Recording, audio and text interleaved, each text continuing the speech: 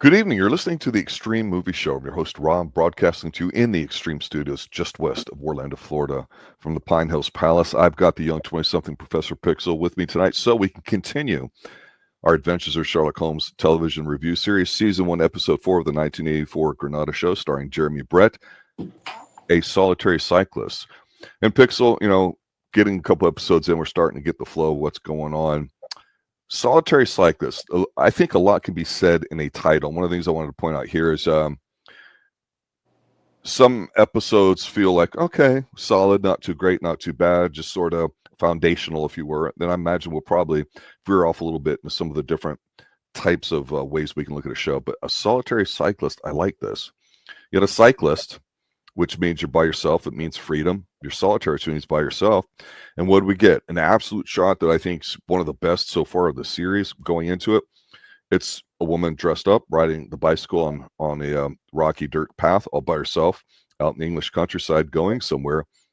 And basically, I popped hard, I'm not going to lie, because she's got a stalker. She has a guy that has a gun, and he's cycling behind her in those old school bike style. I'm like, man, we're gonna get a drive-by on bicycles. Not quite, but it's instant attraction into the episode. Going, oh my gosh, what's happening here? What's the whole story here? Really got me in quick, rather than some Holmes Watson character setup stuff like we've seen so far. What's your take on this episode? Oh, this one is very, very engaging. It takes you in very quickly. TV goes hard. Huh? This TV goes hard. You have this lovely young woman who comes in and wants to speak to Mr. Holmes. And we get, I know that I talked about it like a few episodes ago, not last episode, but I love how these start with the client sitting down, going ahead and speaking to Mr. Holmes about their issue. And as you go ahead and you learn, what is it, Miss Smith, Violet Smith's story, it's very engaging. She wasn't from a wealthy family or anything like that, but she quickly got an offer from Mr. What is it, Carruthers, to come in and teach his daughter the piano.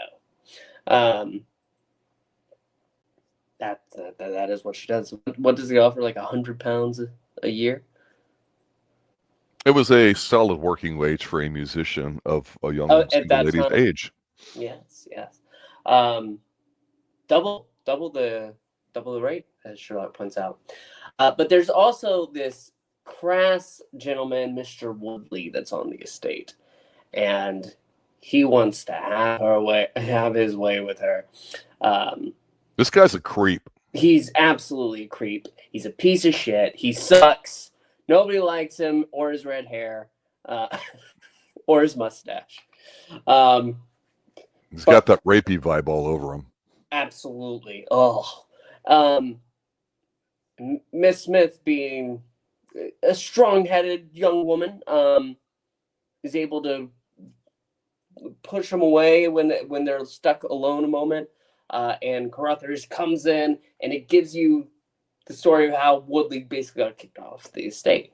But there's an issue. When she bicycles home, somebody follows her randomly upon this little road, crossing the bridge. This gentleman with a big beard, these big glasses, and this stupid hat is following along every single time. She stops, he stops. She goes, he goes. All the way until she goes ahead, cross the bridge, and taking that first left turn, he disappears. Where could he be? There's other things about this whole first act setup that I love. One is we've seen Sherlock already be in a position where he's at best mildly interested in the case, but then one particular might get him intellectually stimulated about it. We've seen him go kind of physical in the last episode, Naval Treaty, where He does the field agent work or whatever, which is kind of cool. We'll talk more about him. But what I really liked about here is, again, she's got a very young looking face. Like, it's like a childish face. I don't mean in a negative way, but she's a proper woman and all that. I'm absolutely loving, again, I mentioned before in a few episodes, some of these pieces that you see, with the hats that they wear, the ascots, the colors of their suits, the pocket watches. One thing about Jeremy Brett that's really good is not only his cadence of talking, but also his hands. And he probably was a Shakespearean trained guy, which means he knows how to over exaggerate. And you see a lot of older actors, particularly British ones, it seems like they overdo it a bit for television because television relies on nuance. But here, just the way he's sitting down at his chemistry set talking to Watson at the very beginning, and he like just shoves his jacket back a little bit, and just how he'll like put the single like motion finger on there while he's contemplating something, the way his eyes get a glint to it. He's really starting to nail it here. But what I liked most about his expressions was when she starts telling him about the bicycle thing that you just mentioned. All of a sudden, you can tell there's a big sense of dread that he has on his face about what's going on with it. So his mind is conceiving of something that maybe we haven't got to yet. And so this is why this is good television, because it's showing us what he's thinking. He doesn't have to do it. And it's a nice, beautiful, lovely stretch of road that she bicycles on. But again, you're a single woman. You're by yourself. I mean, you got a lot of thuggery and you got a lot of stuff going on there. And frankly, nothing's going to happen. You got no cell phones, you got no cameras. This is 100 plus years ago. This is creepy. They go to scope out the scene here in the second act, check things out, and they watch her as she's bicycling. And there's something different about this episode for the most part. It has more of that espionage kind of feel to it. And I actually like that Watson was involved a little bit more in here rather than just "good job, Holmes," and all that. This was very solid. For some reason, this feels different than the first 3 episodes. I don't know why, but that's how I'm feeling so far. What about you? I absolutely agree. I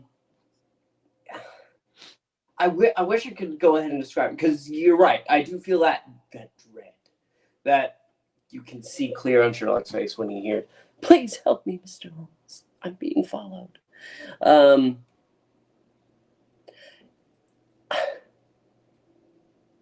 It's almost, I wish I could think of a more elegant form of whimsical, something more tied into reality, but it is almost a whimsical nature that the adventure goes through. Yeah, it is. This feels like an adventure in a way. Yes, and they go ahead, they set traps, and they try to figure it out. Finally, because she was promised a horse and carriage to actually take her. It does eventually come after a few traps that don't work. You get an excellent scolding from Sherlock to Dr. Watson about, "Well, Watson, you went and scoped out the area and you failed completely. Did I do so terribly bad?" Yes. But no, finally the horse and carriage does come. But once they get past the bridge, something is waiting for them. They gasp so bad that the man falls off, and so does she. He's kidnapped, and then the horse runs the other direction. And Sherlock and Watson are forced to run, take hold, and run down. The brilliant thing is, once they get to an area that it looks like, okay, here's where the accident occurred, who's following them? The man on the bicycle. Mm-hmm. "What have you done with Miss Smith?" And soon enough, following him along, he's about to go the wrong way. They went back to the house. No, look, and he finds like a piece of cloth on a tree. They went this direction. And there's this little, what's the word for it? The structure. Not sure how you're trying to reference it, sir. The stone pillars with the canopy up top. You're not talking like a hunting lodge or a cairn or anything, are you? No. I'm talking about the little area where you see this crappy former priest try to force Violet to marry Woodley. Oh, okay. So the significance of that for you is?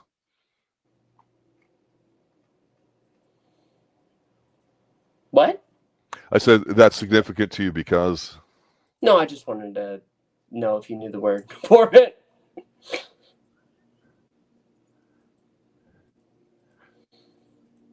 We'll continue.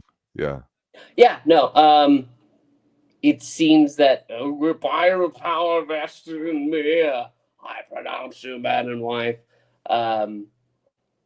And Sherlock also has a gun. He pulls out the weapon. The priest has a gun as well, but because Sherlock has it and is right behind him, he's able to throw it down. And they all go to the home where Sherlock is able to pretty much recount everything. This is where Watson learns the identity of the man on the bicycle, which actually, thinking about it's fairly obvious. It's Carruthers. And he's been following her to keep watch of her. See, the plot is actually that the two of them, Woodley and oh man, I wish I knew his first name. They go ahead and they make this plot in South Africa where they meet her uncle who passed, or is very sickly, near dying. They come back. He's about to die. Can't read or write. So they want to marry her to one of them and split the profits. Yes. They're gold digging the other direction, sir. It goes both ways. Which is actually kind of funny because one of the things is that I'm going to learn this name by the end of this. Carruthers. Carruthers, yes. He seems like a man who is well off. But I guess not. Just fronting. It's just a front. He falls in love with Violet. He's captured by this beautiful young woman and would rather her go ahead and just marry him. Not for the money anymore. Yeah. Though that is still an added benefit. You're talking about a gazebo where they met? The gazebo! Yes, okay. I was just trying to find that scene. I'm like, oh, yeah, there it is. There we go. Thank you. The way you described it made me think of something else. I'm like, that doesn't sound right. Yeah. No. Sorry. Thank you. Yes, basically the two are going to go ahead, marry her off to one of them, and then just split the profits.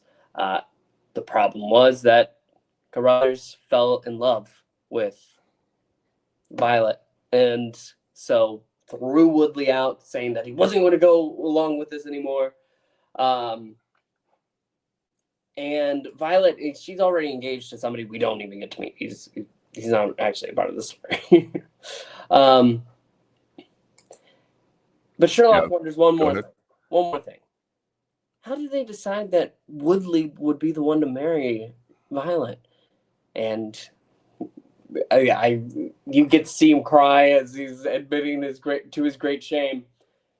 They played a game of cards for her. That's what would we do if guys would flip a coin or we'd fight for it? Just guy stuff, right? But you don't know that when you're watching this episode at the beginning that it's going to go in that direction, which is good. I think one very interesting exchange here happened right before the forced marriage, as it were. The pub?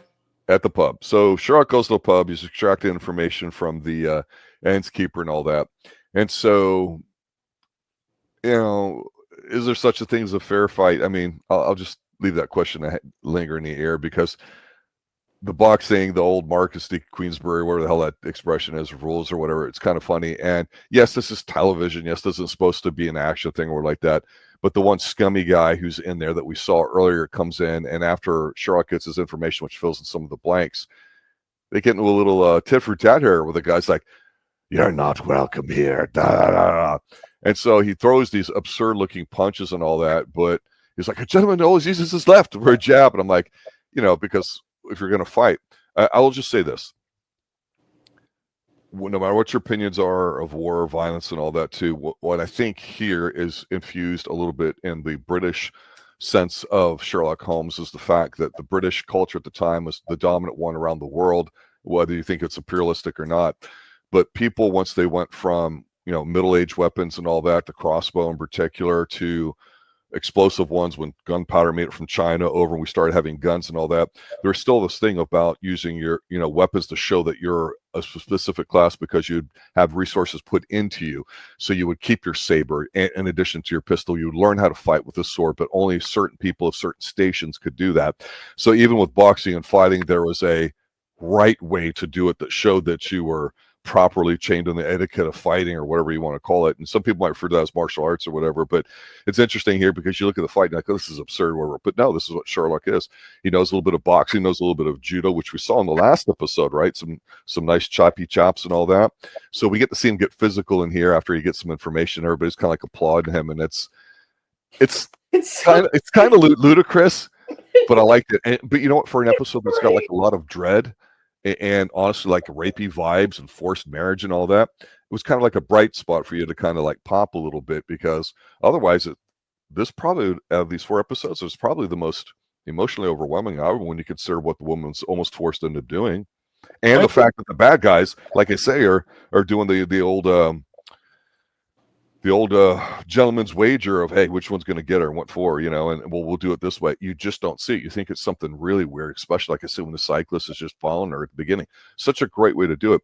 And the lady is, I think she's very young as an actress. I don't know her too well. I don't know if she was a big name or anything like that, but she's an attractive young woman. She's a very proper lady and all that. I don't know if she's Irish looking or whatever, but again, seeing the estate and all that and being proper, it's just kind of cool watching everybody in the suits and dresses that they wear and the lit candles and all that too. It really makes you feel like you're watching something from 100+ years ago or whatever. But I was going to ask you this: with everything that's going on, are you satisfied with the ending?